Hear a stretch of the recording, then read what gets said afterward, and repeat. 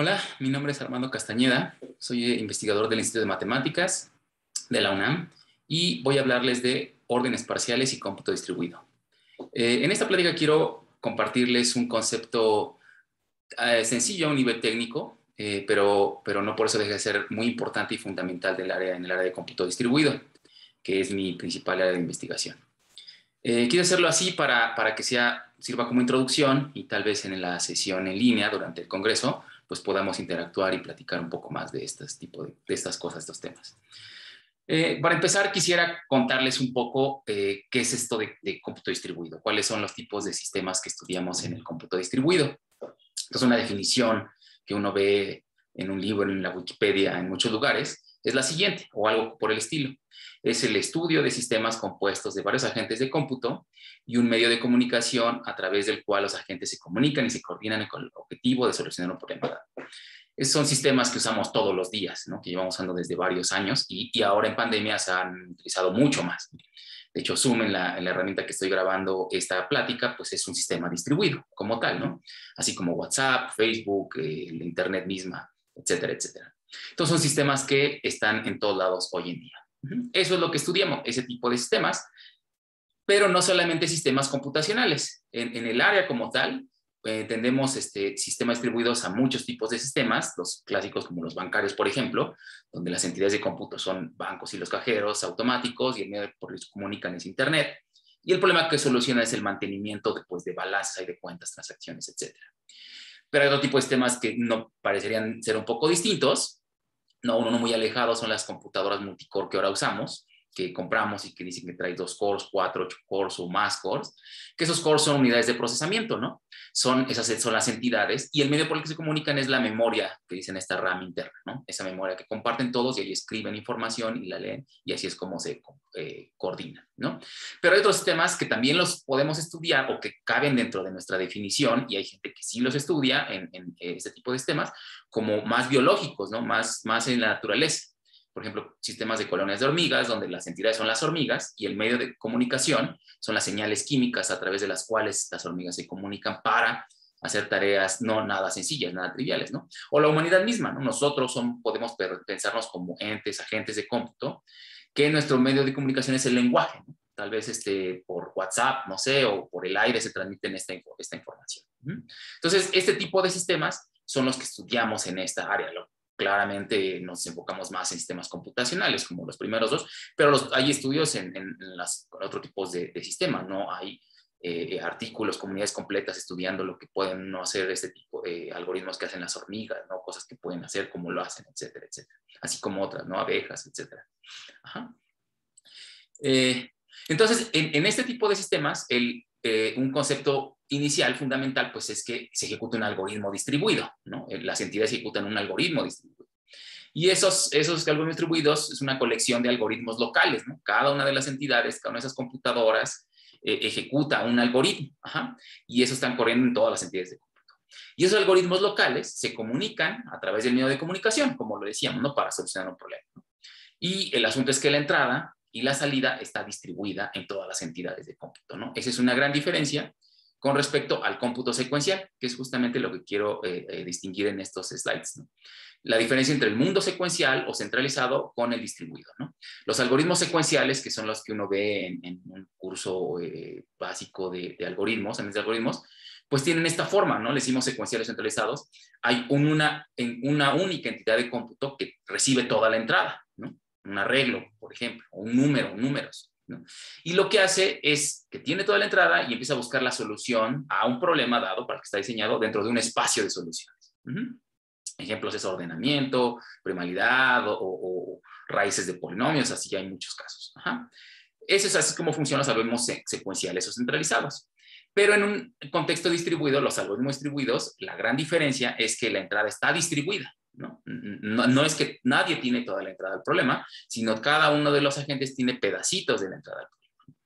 Entonces, estos algoritmos empiezan o parten de un estado de incertidumbre, ¿no? Porque nadie tiene toda la entrada.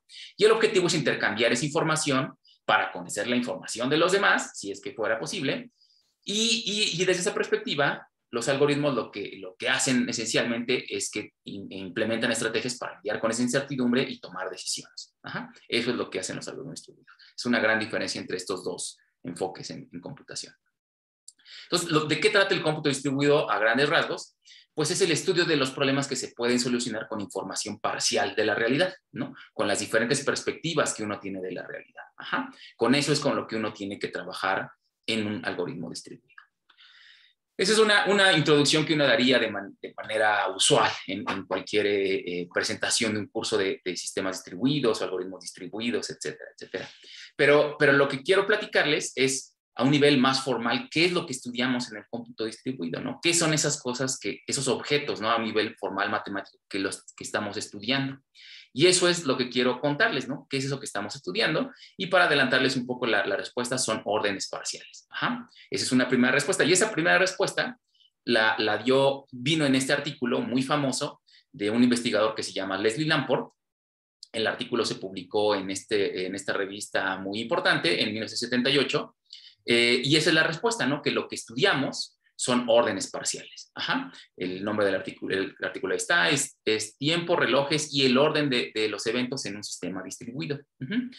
Antes de pasarles a platicar un poco de lo que dice más en detalle este articulito, les cuento un poquito de Lamport, ¿no? Quisiera contarles un poquito de quién es Leslie Lamport, una persona muy importante en general en computación, muy prolífica.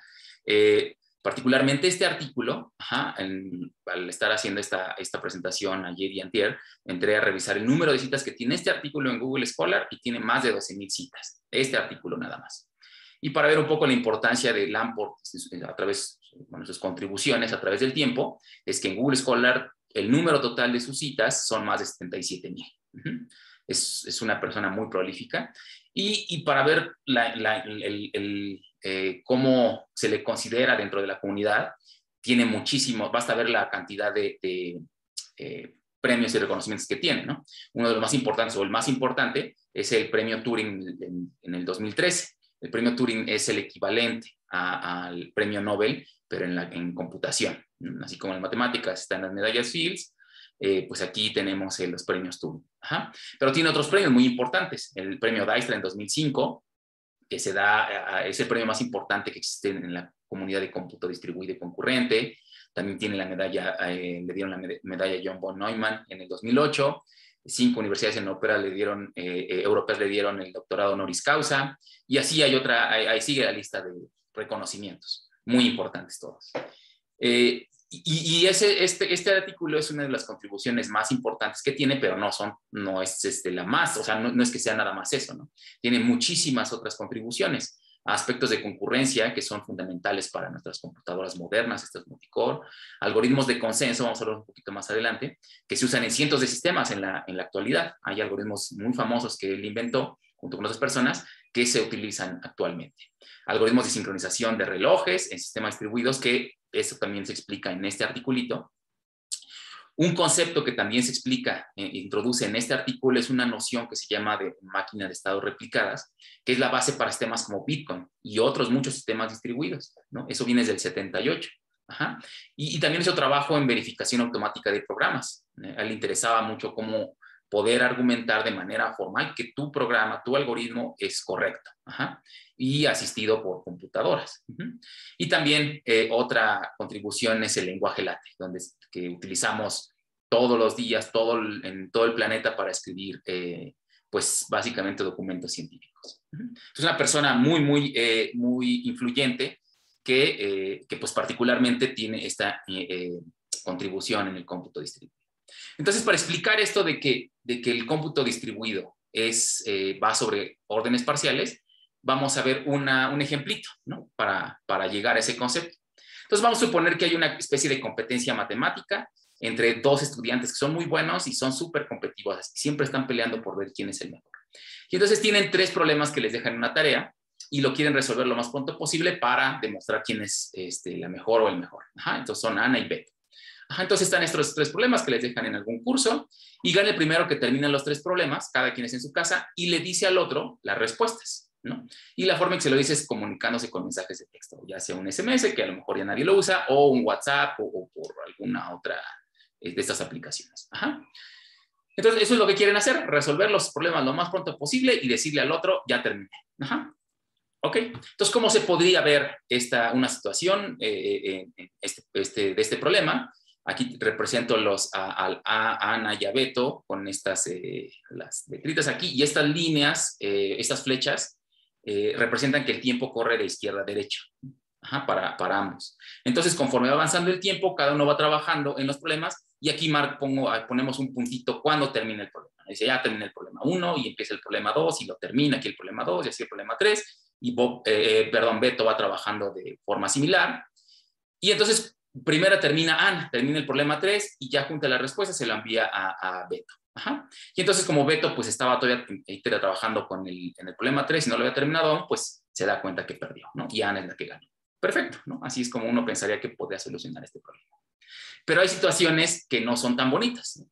Por ejemplo, en esta situación aquí los dos están trabajando muy fuerte en los problemas, y aquí Ana termina primero el problema 1, después y Beto termina después, y un poquito le gana aquí Beto y termina el problema 2 antes que Ana, y ahí más o menos termina al mismo tiempo el problema 3 y se mandan más o menos al mismo tiempo los dos las respuestas, ¿no? El asunto es que cuando reciben cada uno las respuestas del otro, la pregunta es, pues, ¿quién ganó? ¿No? O sea, ¿quién terminó primero? ¿Cómo lo podemos saber? O sea, yo terminé y le dije a ella, desde la perspectiva de Beto, y Ana hizo lo mismo. Yo terminé y le dije a él. Pero ¿cómo podemos saber quién realmente terminó? Y aquí el problema realmente se reduce a saber cómo están ordenados estos eventos. Le voy a decir, desde ahora en adelante voy a llamar eventos. Los eventos en el momento en el que terminan de solucionar sus problemas. Ajá. Esa es la problemática, ¿no? de este ejemplito.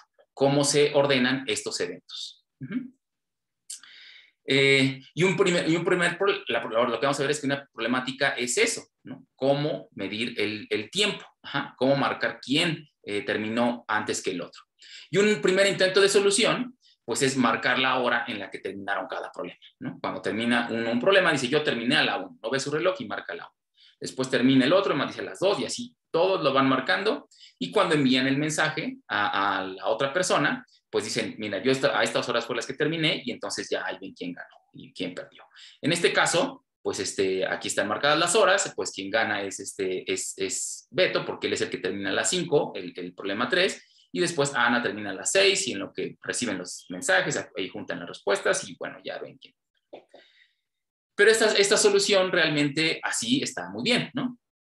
Funciona muy bien, pero el problema es que en general nuestros relojes que usamos todas las personas no están completamente sincronizados, ¿no? A pesar de que, no sé, nuestras computadoras celulares luego se sincronizan con computadores que están en algún lugar en el mundo, realmente no están perfectamente sincronizados. Y eso es por un problema físico. Los relojes funcionan ahí con ciertos mecanismos de partículas, etcétera, etcétera, que oscilan, y con respecto a esas oscilaciones, pues el tiempo va midiéndose. El asunto es que esas oscilaciones no son perfectas por cuestiones de los materiales, por el medio ambiente, etcétera, etcétera. Eso no es perfecto y los relojes se van desincronizando, van teniendo ahí un retraso, técnicamente les llaman drift, cómo se va moviendo esa medición, se va haciendo menos perfecta. Entonces, en este caso, el caso del ejemplo anterior, los relojes de Ana y Beto no estuvieran completamente sincronizados, puede ser que Ana, ¿no? su reloj esté retrasado con respecto al de Beto, y a pesar de que en realidad hubiera ganado, ajá, la marca del tiempo de su reloj pues le dice que perdió, pero eso no sería cierto. Ajá. Entonces eso está mal, ¿no? Eso son cosas que no quisiéramos. Ajá. Y lo que observa Lamport es que esencialmente ese problema es irresoluble. Ajá. No hay forma de poner así estas marquitas de tiempo, o cómo hacerle para saber qué sucedió antes que un evento sucedió antes que otro. ¿Quién terminó primero el problema 3? ¿No? Ese es el problema.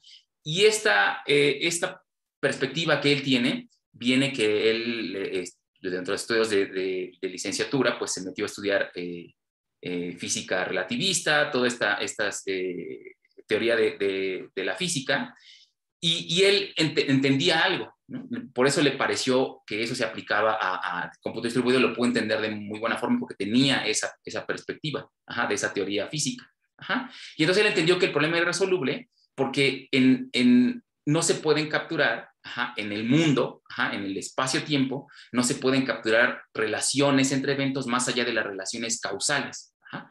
Más allá de las relaciones que te dicen que una cosa, un evento, solamente puede suceder si otro evento lo causó, ¿no? Hubo una relación causal. Si el otro no hubiera sucedido, yo no hubiera hecho esto. Lo que plantea es que son las únicas relaciones que realmente se pueden capturar en un sistema distribuido, dado que no tenemos sincronización de relojes, porque eso no puede existir. Y esto también viene de justamente esta idea en esta teoría, de que dos eventos sin relación causal, no hay relación causal de uno con otro, ninguno de los dos causó que el otro existiera, pueden verse en órdenes distintos por distintos observadores, ¿no? Entonces nadie puede determinar eso, no hay forma de saberlo. Entonces dice, eso no se puede capturar. Lo único que podemos capturar en un sistema distribuido son relaciones causales.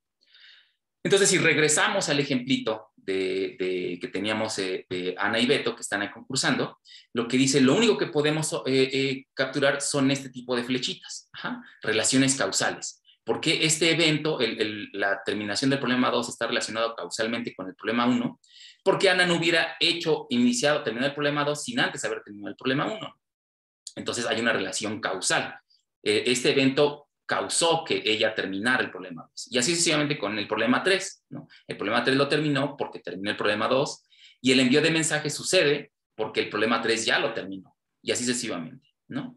Y de igual forma sucede entre eventos entre los dos, Ana y Beto, ¿no? El evento aquí de la recepción del mensaje de Ana sucede porque Ana ya terminó y le envió un mensaje. Hay una relación causal entre esos dos eventos.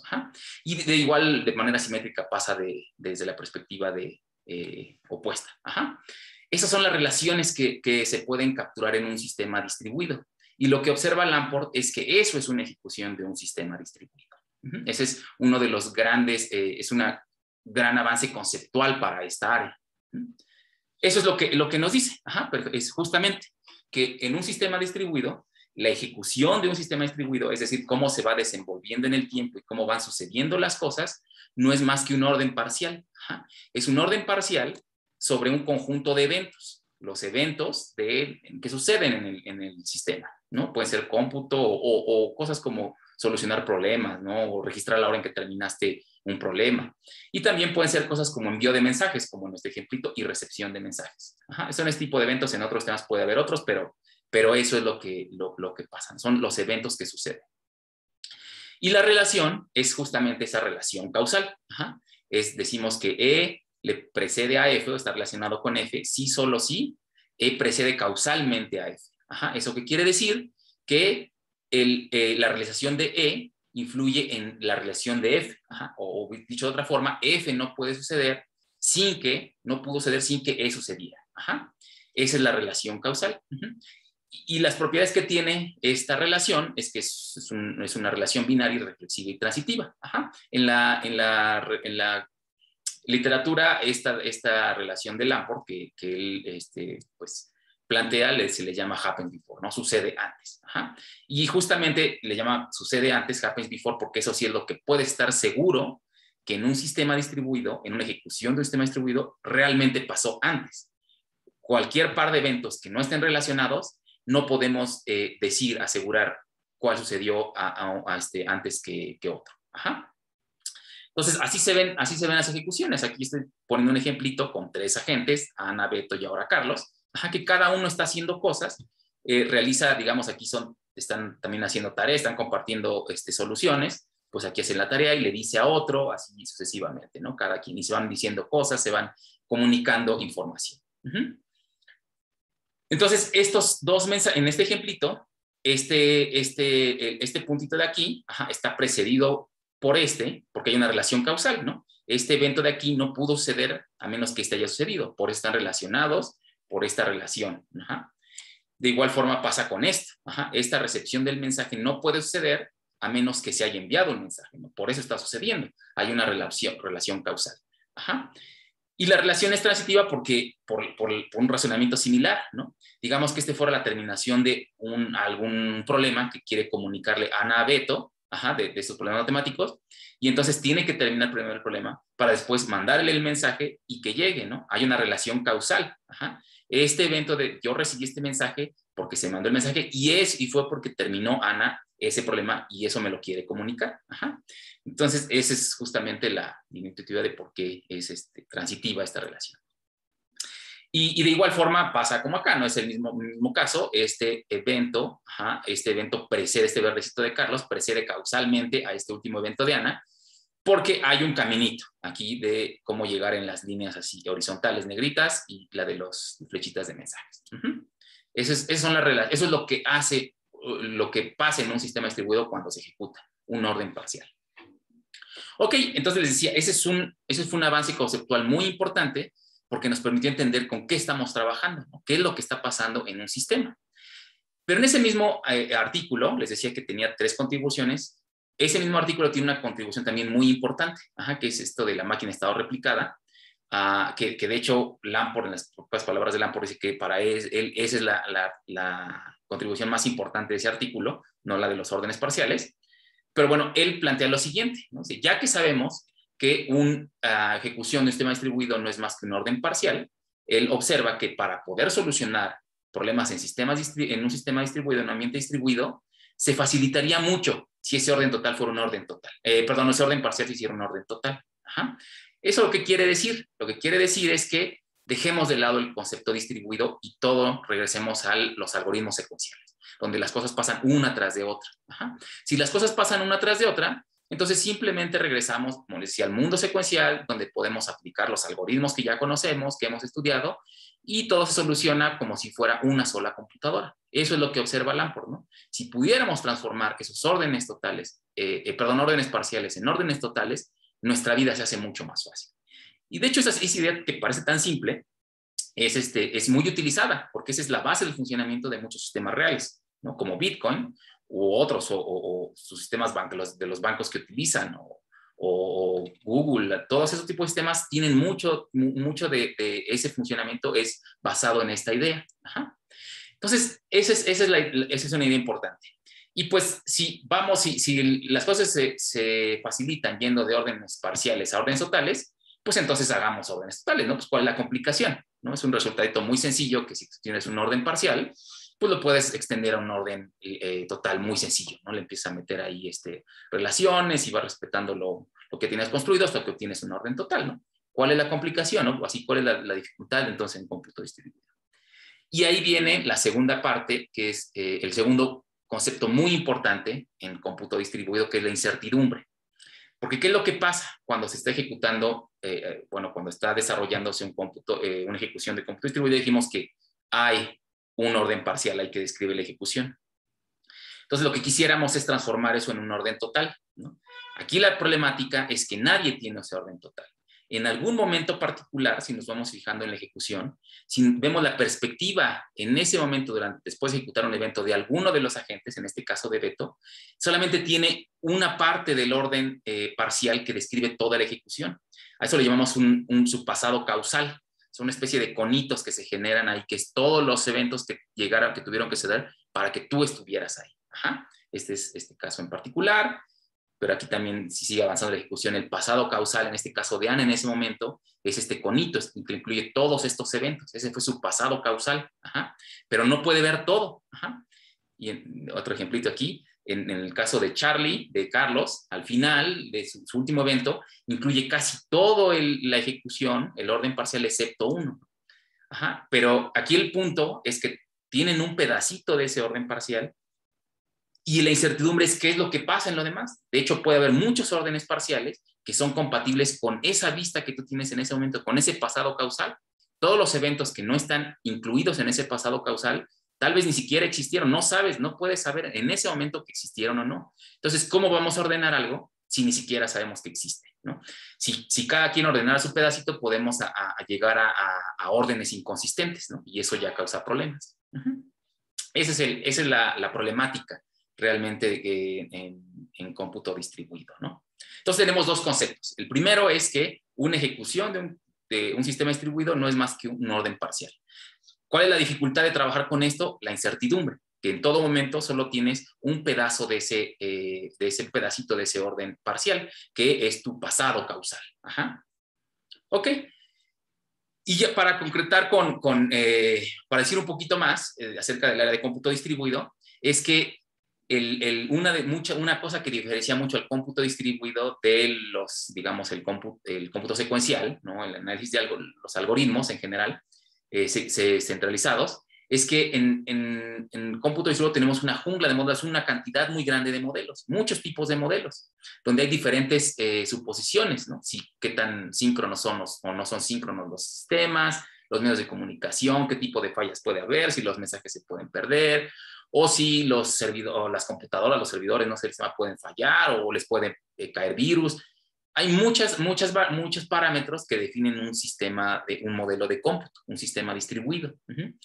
Lo interesante es que en cada uno de esos modelos es distinto, porque en cada uno de estos modelos las combinaciones de los diferentes parámetros hacen que los órdenes parciales que representan las ejecuciones en los sistemas tengan ciertas propiedades. Entonces, lo que se puede o no resolver está crucialmente determinado por esas propiedades, por esos órdenes parciales que pueden surgir cuando los sistemas se ejecutan. Eso es lo que pasa con el cómputo distribuido. Hay una cantidad muy grande de modelos y en cada modelo tiene sus particularidades y en cada uno de los modelos hay problemas que se pueden solucionar o no se pueden solucionar. O requieren más recursos o menos recursos. Y bueno, ese es el mensaje más primordial que les quiero platicar en mi presentación. Esos dos conceptos de orden parcial en un sistema distribuido y la incertidumbre. Pero para terminar con esto antes de terminar, quería platicarles esto de los diferentes enfoques que se han usado y desarrollado para estudiar los sistemas distribuidos. Hay diferentes herramientas que han usado para atacar las problemáticas que surgen en esta área.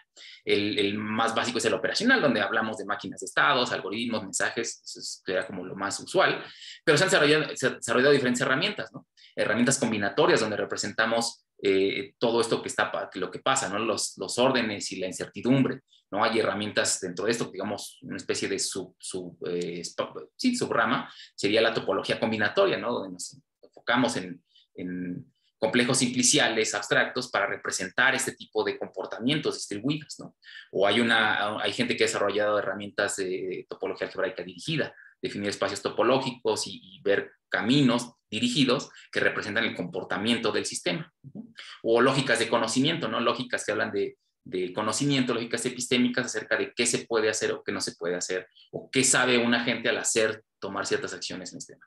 Todos estos enfoques nos muestran diferentes perspectivas del área y se atacan problemas pues dependiendo, los problemas que uno ataca, pues dependen un poco también de la herramienta, ¿no? O más bien, según del problema que uno tenga, pues escoge tal vez una herramienta. Entonces, esto también demuestra la madurez, ¿no? Y riqueza del área. Todas las herramientas que se han desarrollado para entender esto. Y para terminar, quisiera concretar este ejemplo de Bitcoin muy sencillito, que está muy relacionado al problemita inicial de los problemas matemáticos de Ana y Beto.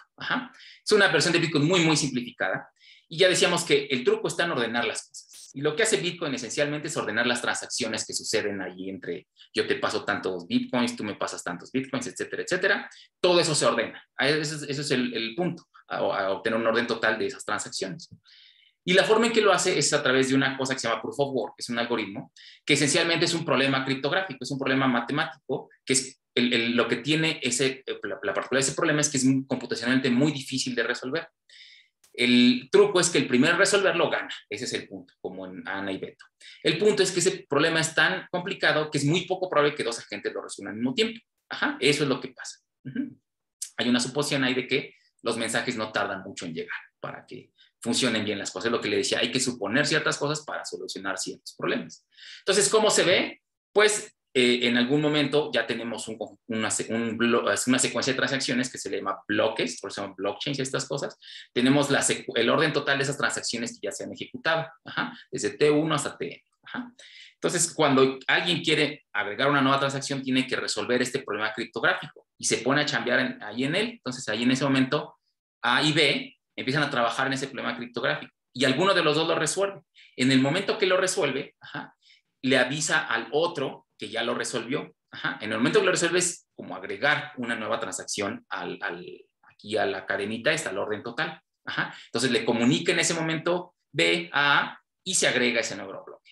Y entonces el nuevo problema a resolver depende del bloque anterior que resolvimos, que se agregó.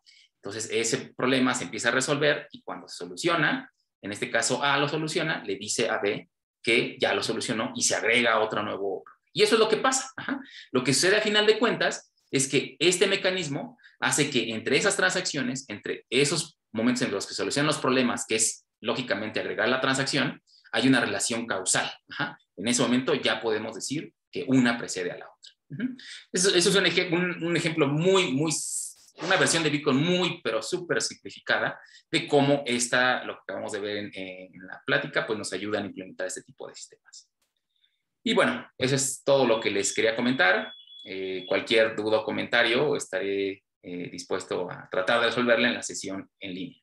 Y pues gracias.